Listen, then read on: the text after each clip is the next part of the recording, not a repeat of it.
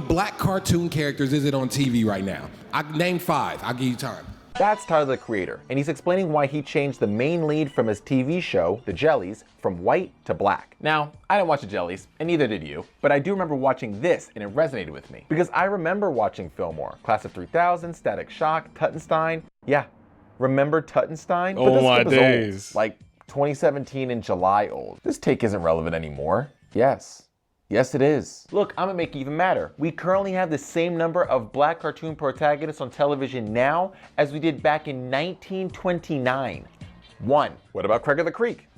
Series finale ended earlier this year. Moon Girl and Devil Dinosaur, as of recording, not greenlit for a new season. My dad. Damn, what's happening to all the black cartoon characters, bro? Where's the representation? And typically, I'm on a vibe of like, look, I watch things like anime. You know what I mean? In anime, I know that there's a lot of speculations and discussions and arguments on Twitter and also TikTok saying that, okay, when you're always talking about inclusion in spaces like that, sometimes it can ruin anime. I don't always see it to be the case, but I can understand the argument. But with cartoons, it's never ever been specifically just for white people. Cartoons has been for everyone. Do you know what I mean? You have animals as the main characters. You have white people, you have Asian, you have all sorts of people as the main characters. Where is a representation for the black community? This is actually very interesting because as young kids, if you're not seeing yourself on the television, bro, it can sway the way you actually think and things like that. It's way more detrimental than people actually think, in my personal opinion.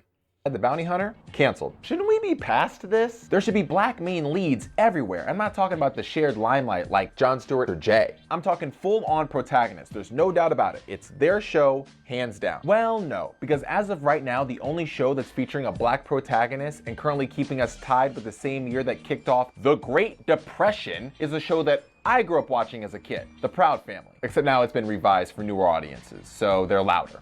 And somehow prouder. This is a problem. Bias and stereotypes just scratch the surface as to why there are so few black main characters in mainstream cartoons. And while the lack of representation is putting a much needed spotlight on these studios, revealing some serious blind spots and unsolved questions, the worst part about it is it affects all of us, regardless of your race, age, or ethnicity. We're losing the ability to nurture our own racial identity, while simultaneously developing harsh social dynamics, not only amongst ourselves, but each other. But to understand any of that, we need to know why black cartoon characters have had such a hard time gaining and remaining in the leading role spotlight. Well, that's simple. Negro Boy.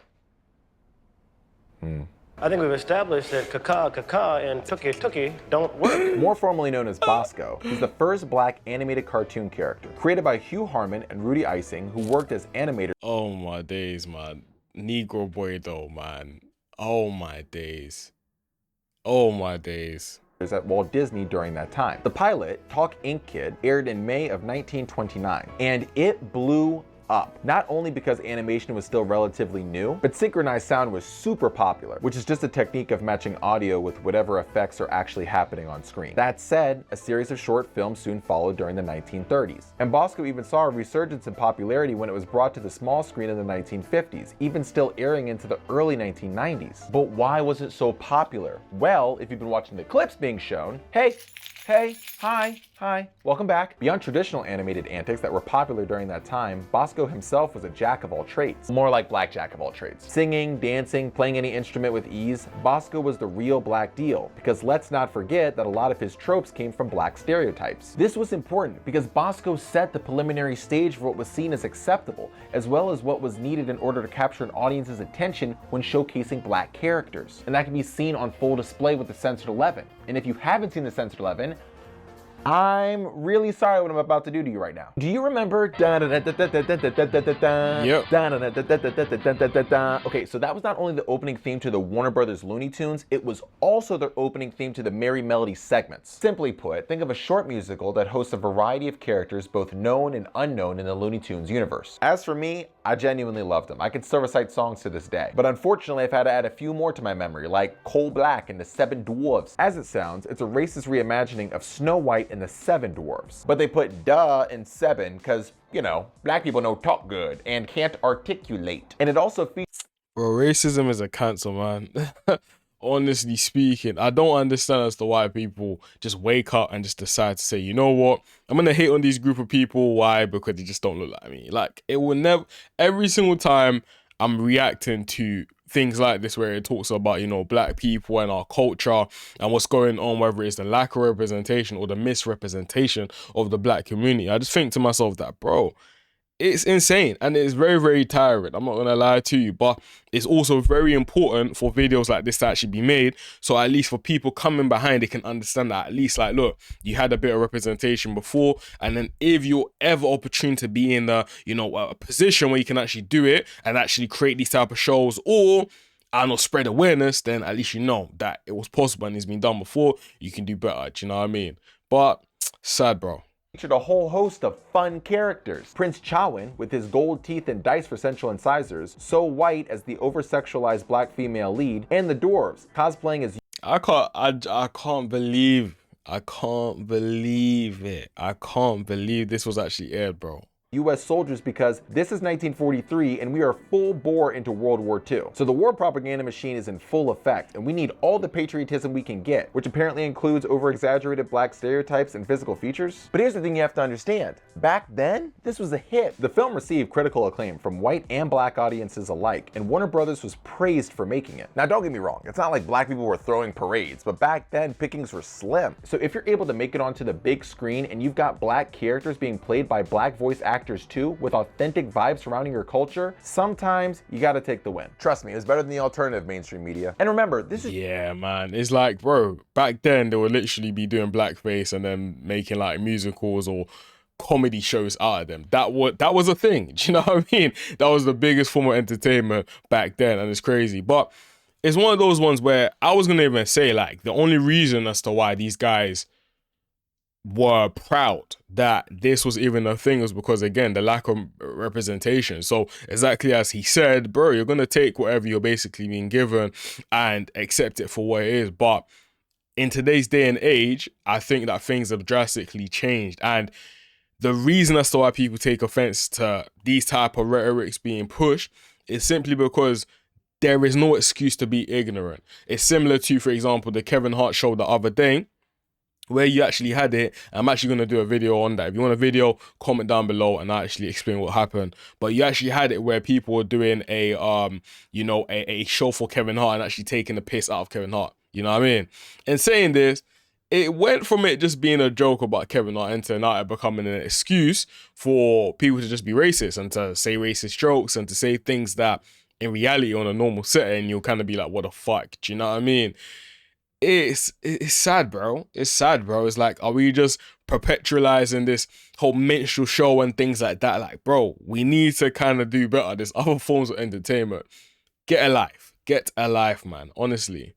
Just 1 out of 11. Goldilocks and the Jivin' Bears, Jungle Jitters, Uncle Tom's Bungalow. These are just a few films that came out between 1931 and 1944 that exaggerated black physical features, enforced stereotypes, and depicted black people as simple, dumb, and one note. So you can understand why Warner Brothers wanted to bury these as soon as they realized that racism and bigotry was real, removing whatever they could from the airways, distancing themselves from it, and basically blacklisting, haha, any of those films from ever seeing the light of day. And while that's nice and yay, racism is bad, the damage had already been done. Given the tremendous success of the film, coming from a very popular studio with audiences of all ages and races singing its praises, the Censored 11 essentially gave competitors in the industry the blueprints of how black characters were to be used. Entertainment fuel as the proverbial Jack in the Box. To spring out, make us laugh, and then, okay, that's enough. That's enough, go back, and this type of execution can be seen throughout the following decades. Shows like the Harlem Globetrotters and Jackson 5 were successful, but it mainly came from the popularity surrounding their real-life counterparts, while also playing to the racial tropes that were previously set in place 20-odd years ago. Not only by the cartoons themselves, but how black people were portrayed and thought of in general, i.e. simple, physically gifted, or musically talented. This also meant we weren't going to see the Jackson 5 discussing race relations while jamming out. Neither were the Harlem Globetrotters. And it's so interesting because Michael Jackson was the type of individual to really, really carry that on his back, you know, the black community, and care for it.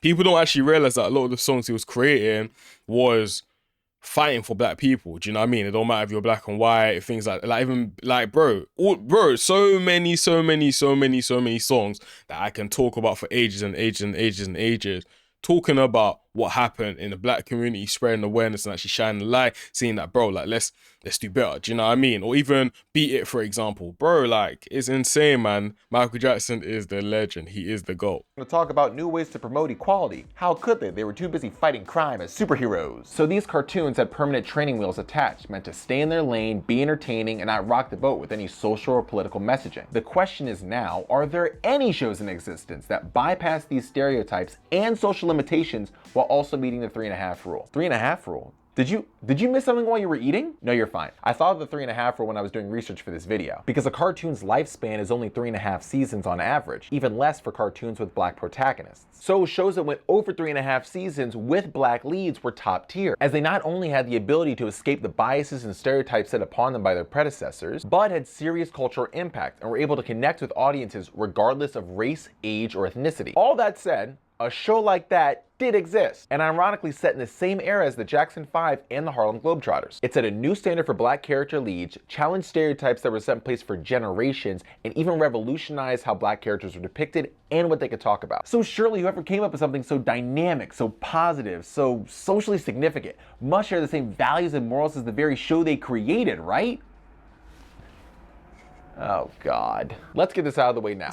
Bill Cosby is a horrible person. He drugged is. innocent women, Yeah, and I cannot yeah. believe he got out of his 10-year sentence. And I wish I could associate this next sentence with damn near anybody else. But he did an ungodly amount of good for black people in Hollywood and media as a whole. And that's a fact. It's a fact, man. I know I hate to admit it, but, bro, the Bill Cosby show was revolutionary, bro. You would see shows like that come out and the episodes come out, and it was a real representation of what it meant to not only be black, but have an amazing black family, have a positive representation of what it meant to be part of the community. Do you know what I mean? All of a sudden, guess what happens? You know, they basically get rid of the show, tarnish the guy's representation, even though he does 1,000% deserve to be in jail right now. But basically discredit all the work that's basically been done. I generally wish, similar to what this guy basically said, I generally wish that instead of it being a Bill Cosby, it was like someone else, that at least they had like a clean rep and things like that. So at least we can hold on to it and be like, you know what, we got this guy, he did well for the community, and also he's not a prick, do you know what I mean? But it's coming to be like a lot of these people are very, very questionable, man. They get up to very interesting extracurricular activities that it's sad. It's very, very sad. Of course, there were other trailblazers that came before him, but because of his role as Alexander Scott in I Spy, which made him the first leading black actor in a drama series, along with a variety of other shows he did following that, black representation and perception started to shift. They worked jobs with higher statuses like doctors and lawyers. People were being introduced to small instances of black culture, and most importantly, at least in the industry's eyes, Cosby showed that there was a market for this type of television. So when he came to CBS with the idea about a cartoon centered around him and his friends getting into wacky adventures in Philadelphia, he got the green light. But unlike other cartoons with black leads that came before it, Fat Albert and the Cosby Kids were dynamic. Fat Albert was athletic, wise, able to lead, but also ask for advice and guidance when needed. And while the others in their crew weren't as completely fleshed out, they too had their own style, humor, thoughts, and ways to contribute in a positive way. This wasn't slapstick, stereotypical humor with no real plot and one-note storytelling. There was depth. Each episode had Fat Albert and the crew helping each other, friends, or classmates through real-life situations. What do you guys think of like the way, you know, cartoons have basically just changed right now? Like, obviously we're adults, you don't watch cartoons and things like that. Obviously, some of you might say anime is a cartoon. I don't think it is, but hey, whatever. Yeah? In terms of American cartoons, yeah, I genuinely believe that the storylines, when they look like this, in terms of how they looked, you know, being 2D and things like that, were 1,000 times better. Now, it's almost as if though they've like... I saw on TikTok one time, yeah, they were saying like they've cocomeloned each and every single TV show. They've turned it into it being like a 2D into like that 3D cartoonish, like AI looking cartoon. Like, it's very, very interesting. And as a result, I generally believe it's very, very overstimulating for young kids, especially. Because from there as well, we're starting to see a rise of kids not having as much of an attention span, kids getting bored very, very easily as well. And I generally believe that a lot of the stimulation is coming from cartoons and from shows like that as well, me personally speaking anyway. So I don't know, you lot let me know what you think in regards to that as well anyways.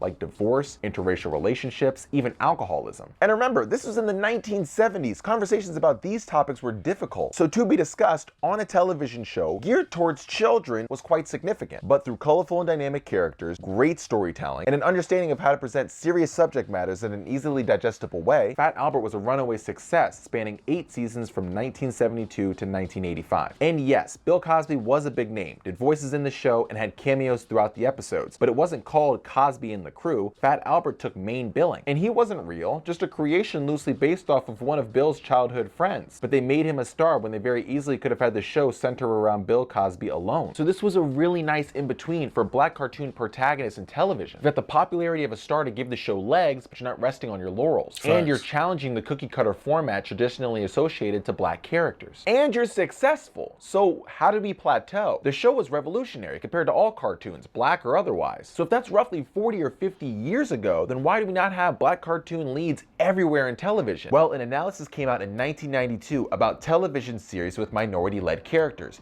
It was called An Analysis of Television Series with Minority-Led Characters. And it looked into 3 big networks, CBS, ABC, and NBC between 1950 to 1991. Now, it's no surprise, in the 50s and 60s, minority-led TV shows were basically non-existent, except for NBC. They literally weren't existent. But all that changed in the 80s when the numbers across the board increased exponentially. And if we look closer, black representation started to increase specifically between 1972 to 1981, rising from 6.2% to 9% for males and 5.2% to 6.2% for females. What's interesting is while their presence rose, their major or lead roles they played plummeted, jumping down from 9.6% to 2.4% for males and 4.6% to 1.6% for females. Wow. But why this sudden increase with a subsequent decrease? Monsters do have their place.